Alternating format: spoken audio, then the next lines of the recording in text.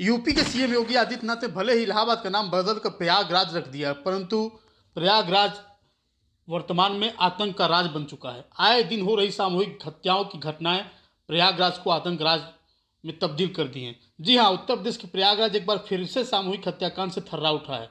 प्रयागराज के शिवराजपुर गांव में एक ही परिवार के 5 लोगों की धारदार हथियार से मारकर हत्या कर दी गई। जानकारी के मुताबिक अज्ञात हत्यारों ने वारदात को अंजाम दिया है। हत्यारों ने बुजुर्ग दंपति और उनकी बेटी बहू पौत्री को मौत के घाट उतार दिया। साथ ही घर को आग भी लगा दिया।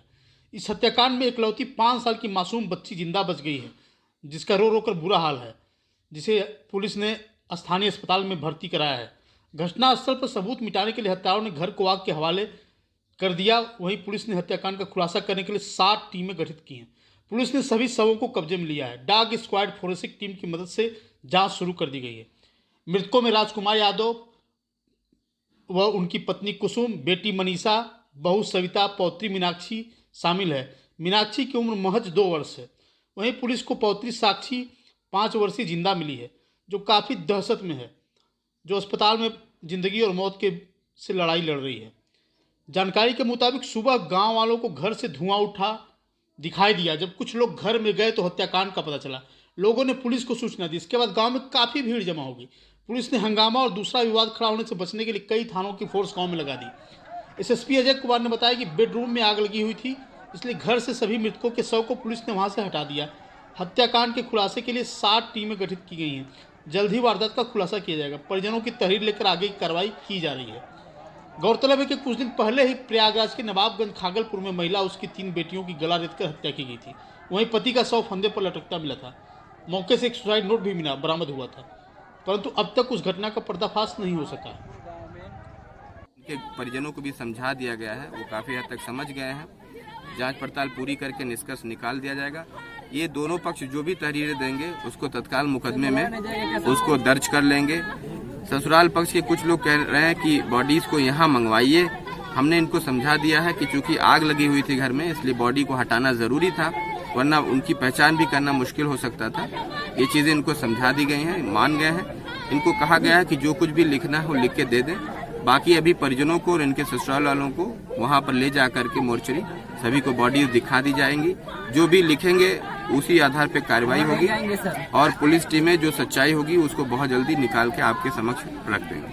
अभी सर कोई मतलब रंजिश या किसके तहत कोई फिलहाल कोई रंजिश की बात नहीं सामने आ रही है। जैसा कि कुछ ससुराल पक्ष के भी आए थे। ससुराल पक्ष से मेरा तात्पर्य है जो मृतका सविता है, उनके कुछ भाई, ममेरे भाई, मौसेरे भाई यहाँ पे आ गए हैं, तो उनका बहुत क्लियर कुछ अभी वर्जन नहीं है। इसीलिए मैं कह रहा हूँ कि जो कुछ भी लिख के देना हो उसको दे दे, ताकि पुलिस अपनी तहकीकात में उस सब चीज़ों को शामिल कर ले। इसके अलावा पुलिस इस एंगल पे भी काम कर रही है कि मायका और ससुराल पक्ष के अलावा भी कोई थर्ड पर्सन का भी इसमें हाथ हो सकता है इन दोनों को भी कोई जानकारी ना हो, इस तरह की घटना हो गई हो, तो उस पे भी एंगल पे काम करेंगे। लेकिन हमारा पहला कर्तव्य है कि जो इनके परिवारीजन लिख कर दे रहे हैं उस पे भी हम अपनी 1-2 टीमें लगाएंगे। बाकी हम 5 टीमें अभी गठित करे हैं, जल्दी इसको 7 टीमें हम बना रहे हैं। 7 टीमों को रवाना करके सच्चाई को शाम तक क्लियर कर देंगे। धन्यवाद। और सर एक चीज, सर ये जो कुसुम देवी को बताया गया कि उनकी सांसें चल रही, उनका क्या है? हाँ, मैंने अभी बता दिया आपको कि कुसुम देवी जो कि जब पुलिस टीम पहुंची थी तो उनकी सांसें चल रही थी, तो पुलिस का कर्तव्य था कि तत्काल उनकी जीवन रक्षा की जाए, तो तत्काल उनको यहाँ से अस्पताल रवाना किया गया था, परंतु उनकी भी मृत्यु हो गई है, ये सूचना मिली है। तो कुल 5 मृत्यु है। एक बेटी जो 5 साल की वो बची हुई है। घर में कुछ लूटपाट भी हुई है कि बहुत क्लियर नहीं है, क्योंकि बेडरूम में मैंने पहले भी बताया कि बेडरूम में आग लगी हुई थी, तो आग को बुझाया गया है। अब उसमें साक्ष्य कलेक्ट किए जा रहे हैं, क्योंकि अभी भी आग के उसमें अवशेष हैं, उसमें जाना मुश्किल हो रहा है, तो इसलिए वो चीजें बाद में निकल के आ सकती हैं।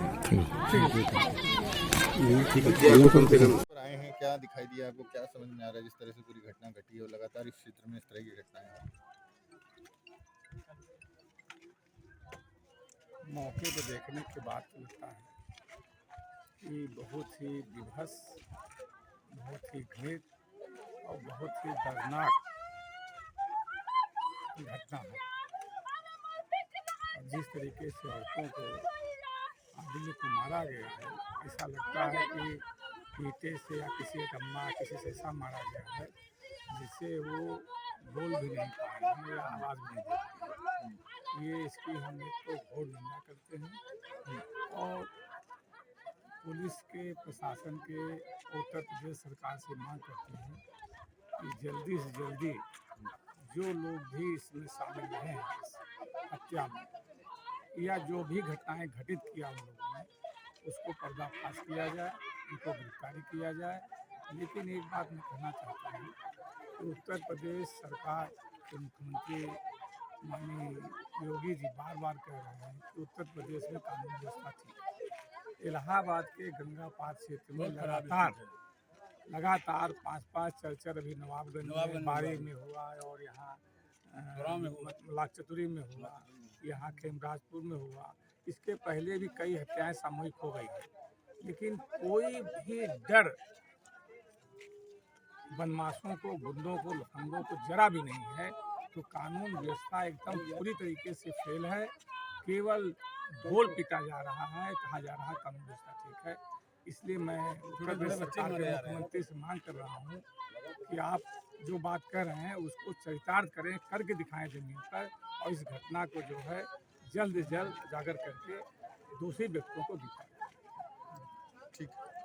अभी हम लोग चलेंगे तो वहाँ जब क्या जानकारी चाहिए होगी शहर में आप बताना, क्योंकि हम शहर में हैं। हम लोगों को 4:30 बजे कॉल आया हमारे मामा के यहाँ से कि उनके घर पे आग लग गई है। तो हम लोग यहाँ पे फ़ोन लगाए मौसी के पास, तो उनका फ़ोन नहीं उठा। तो हम उनकी भाभी के पास हमने फ़ोन लगाए, उनका भी फ़ोन नहीं उठाया गया।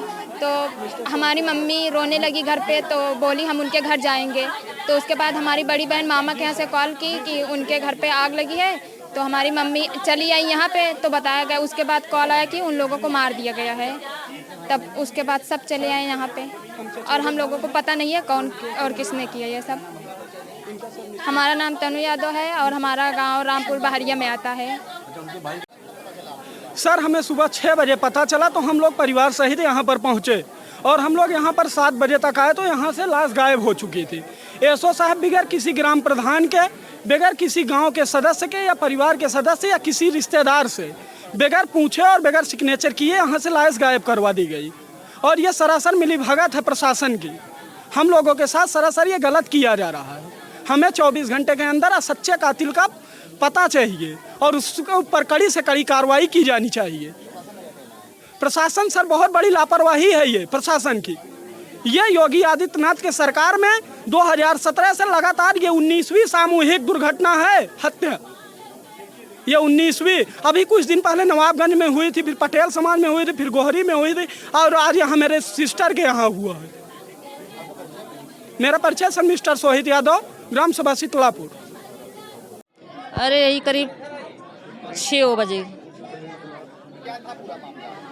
ये तो हमें नहीं पता सर क्या था मामला। उनका एक लड़का है, उनका लड़का इलाहाबाद में रहता है, वो भी नहीं था घर पे।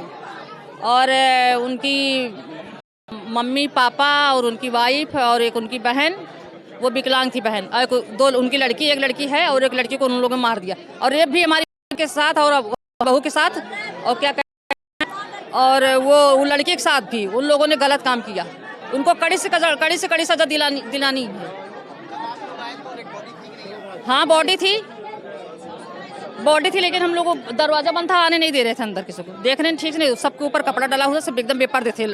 बहू भी और उनके बेटी भी सब एकदम बेपर्दे थे वो लोग। हमारा